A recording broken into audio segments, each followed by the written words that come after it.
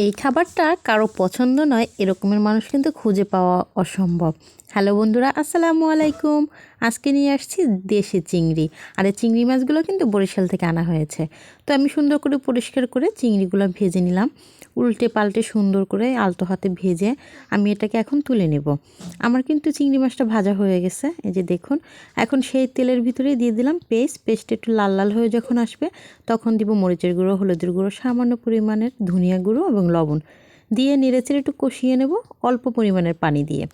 এই যে দেখুন, যখন দেখবেন যে এরকমের উপরে তেল উঠে আসছে তখন মনে করবেন যে হ্যাঁ এটা কষানো হয়ে গেছে, তখন চিংড়ি মাছগুলো আমি দিয়ে নিলাম। আর আপনারাও কিন্তু এটা করবেন। করার পরে কিছুক্ষণ নেড়েচেড়ে নেবেন, কষিয়ে তারপর আপনারা পরিমাণ মতো পানি দিয়ে দেবেন। এই যে দেখুন, এখন এটা সেদ্ধ হয়ে থাকবে। আর একটি কথা আমি ভুলে গিয়েছি, কাঁচা টমেটো দেওয়ার জন্য আমার হাজব্যান্ড এনেছিল। তো কি করব, ছোট ছোট টুকরো করে আমি কাঁচা টমেটোগুলো দিয়ে দিলাম এবং ধনিয়া পাতা দিয়ে দিলাম।